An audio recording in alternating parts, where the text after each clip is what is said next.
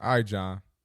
We All right, got my people. brother. What we We got got? people. We got watching the show, and me and you, we're seasoned vets in the gym. Not Keith though, but me and you are seasoned vets in the gym. We got people watching the show, and they don't know what it's going to be like. They think it's going to be awkward. They think that they might be a little scared, a little nervous. So, what should they expect, and how can they progress with that? There's so many different ways to look at that. If you're trying to protect the fact that you're going to feel a little bit weird, just think that you feel a little weird the first time you do anything. So try to just put that aside and just put some effort to get in there. What do you do when you're a beginner and you get over that? Oh my God, I'm here. What do you do? I think that's a big question too. How do you start? Is it's obviously you got to start to get in there, and then you got to start to actually do some exercise. So when it comes down to it, if you don't have some sort of direction, you're just going to have to, I guess when it comes down to it, you're going to have to look at your body as like pieces. You can look at it like upper body and lower body. And a person that doesn't know what to do, they can say, okay, today I'm going to do lower, then tomorrow I'm going to do upper, and then they go back to lower, just go back and forth. And to make it really simple, just train the areas that are not sore,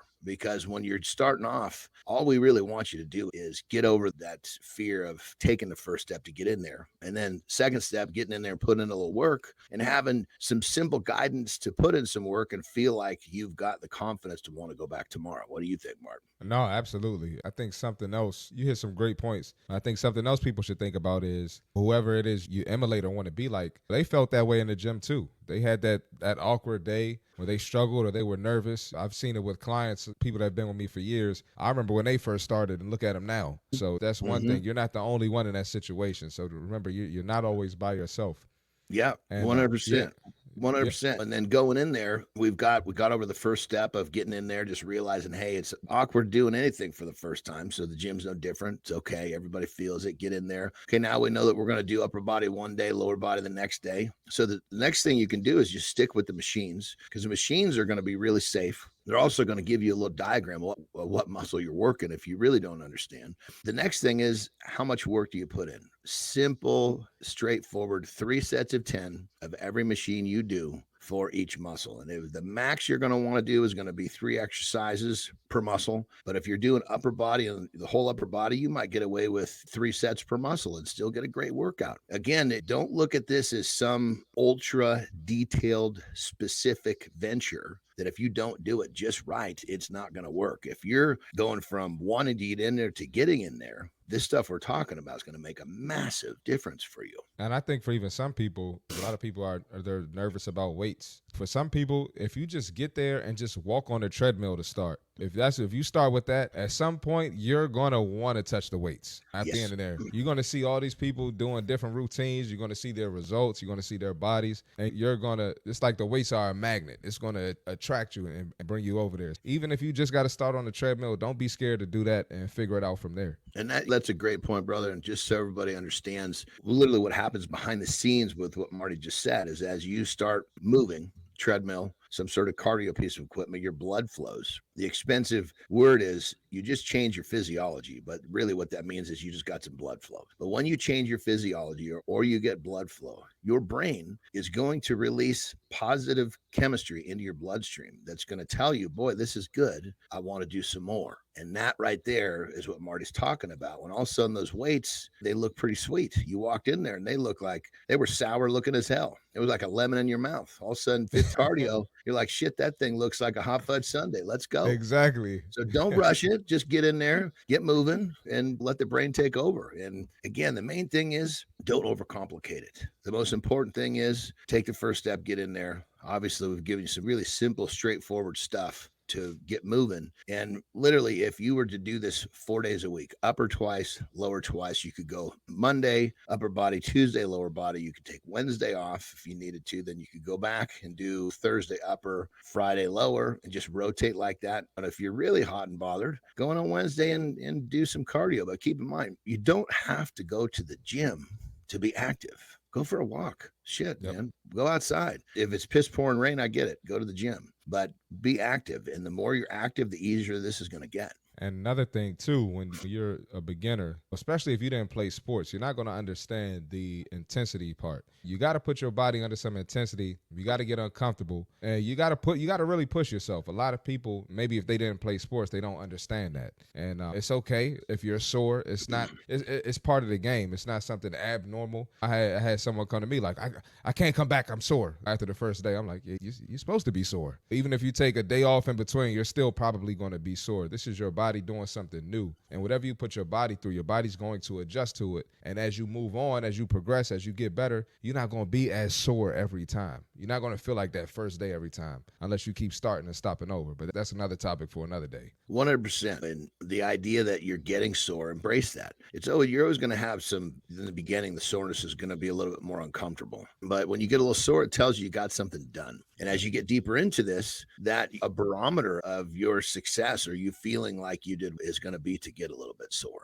So just remember, it's something that right now it might feel uncomfortable, but it won't be long before that's going to be it's going to be part of your gauge of success of did you get the job done. So I think if you just take all of this and just distill it, boil it down, simplify it, all we're really promoting you to do is to get over that first step, get in the gym, use some very simple methodologies to get moving. And once you get moving, now you're in the game. And when you're in the game, you're going to get better. And as you get better, you're going to reach your goals. And it's just going to turn into this kind of a positive vortex. But one thing I can promise you is this. If you're sitting there saying, oh, I'm going to start tomorrow, guess what? You're going to wake up at the end of the year, setting a New Year's resolution, can say, I'm going to go back, I'm going to get into the gym. And why? Because you were going to wait till tomorrow for that many days where it already looped back around a whole new year starting, all because you were going to start tomorrow. So don't start tomorrow. Start today.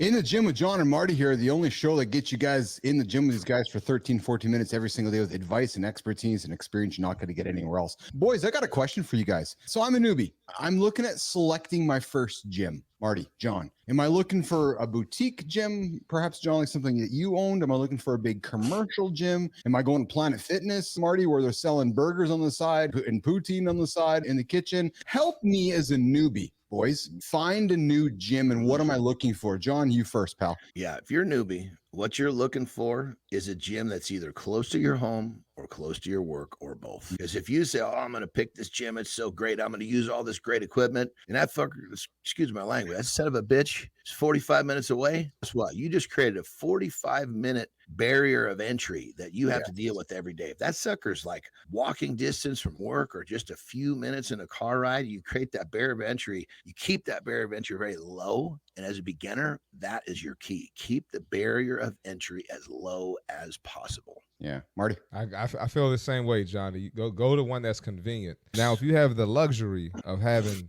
3 different types of gyms around you that are it's a convenient distance, I'm gonna be honest with y'all. Go to the hardcore gym. Go to the gym that makes you feel uncomfortable. Don't go, and I'm nothing against Planet Fitness. If anybody in here goes to Planet Fitness, don't go to the Planet Fitness as a beginner. Go to the one where you see girls and guys in there getting after it, going crazy, because now you're going to open your eyes to a whole nother world and see what's capable, what's possible. Even if you're not lifting the same weight as them, not doing the same cardio as them, but go somewhere where you are going to get a little bit uncomfortable, because let's be real. Comfortable got you to lead yourself to say, hey, I need to go to the gym. So why are you going to go somewhere where it's going to keep you in that state of mind? Yeah, That's good. That's so good. Yeah, being comfortable is exactly why you're in this predicament to start. Yeah, exactly. Yeah. Marty, I got to say one thing since we met John. I think, Marty, I believe I can speak for you on this one. But Marty, since we met John, I got to tell you one thing I'm really struck by every single day we talk with him and we learn from John Anderson, the power of simplicity. Right, because you look at John and you look at John, you see his achievements, right? He's been on the world stage, and Marty, we can sit back and idolize the man. He's accomplished some pretty significant things in the athletic arena. Most men that are tuning into the show think it's complex, Marty. Oh, I got to do this, I got to do this, I got to do this, I got to do this. But time and time again, Chris, we hear from John, he just drops the simplest fucking things, Marty. Like he's like super simple. Right. And I'm saying that, and I'm purposely talking in front of John's back, not behind him, because I'm learning every single day, like our nation is, Marty. I know you are too, because I've been trying to find success in the gym my whole life. And I'm speaking for guys tuning into the show. And I know, Marty, you're a successful trainer, guys coming to you. And he just constantly reminds us of the simplicity of things, eh? Find the beef, find the egg in the kitchen, find the fucking closest gym. You don't got to go to the gym, do some push-ups, go do a burpee. Like, Marty, when you hear John talk normally, like, play with me here a little bit for a quick second, but it's just simple, isn't it, Marty? It really is. Yes, it's simple, man. Simple is the way. And you're not going to know simple is the way unless you hear someone like John, who's been successful, tell you that it's simple. And it's great because it gives you some hope. It gives you a vision. So it's great. So we definitely appreciate you, John. Yeah. So, Marty, if I can play with John for a quick second here. I was a dumb, fat son of a bitch kid who I didn't hear it my whole life. So that's why it's simple for me. So, but John, I love it, man, because every single day you drop nuggets that I'll be honest with you, pal, that you take for granted because you live your life this way. But for those that are listening, you give us things to go, oh, yeah, fuck yeah, I could just do this right now. Here's an example. Just a quick one for me. I finished in the gym here today at 6:15. And I said to myself, okay, I want to be in the lab by 6:30. And I had a 15-minute window and I had a few things to do. And I could have fucked around, Johnny. I was like, no, wait a minute. I can squeeze in 10 minutes of as a stretch right now because I can, instead of fucking around and wasting my time. So I did it. I used a simple approach. I said, okay, I'm going to do it right now. I didn't dick around. I didn't walk over there for 2 seconds. I didn't walk over there for a minute. I just looked at the clock and I went, boom, I'm doing this right now. And next thing you know, 10 minutes later, John, I was done with that approach. But you know why? Because I thought of you. Because I was looking at the clock going, okay, fuck, I'm just going to do it right now because Anderson, no, just do it right fucking now. I just do it. You know what I mean, Johnny? Yeah. And the thing about it is once you get aligned with your purpose, yes, man, that clock, it goes fast. Yes. That son of a bitch is moving. It's keeping things simple, keeping things, I guess you'd say, in vision to where you're not losing perspectives. It is such an important, for me, is such an important part of my formula for success in all areas of my life. I don't just simplify it in training and nutrition. I simplify it in business. I simplify it everywhere. And for me, when things are at the most distilled, most simple format, when all of the layers are peeled back and you can see it in its the true simple format, that's when my problem-solving skills are going to thrive. Yeah, I believe it. It's something that's not broken down, that's not torn apart, so you can't see it all. It's, for me, that's not a formula for my success. And so the crazy part is I challenged little dumb son of a bitch. I didn't have a bunch of great genetics. And so the way that I figured out how to do what I do, the crazy thing is it's extremely applicable to anybody else that wants to learn how to do it. And that was my purpose in life, is to help people get what they want through a different perspective. It's like the world clutters our minds. And when you can basically pull it back, when you can slow it down, when you can simplify it, you start to see things much more clearly.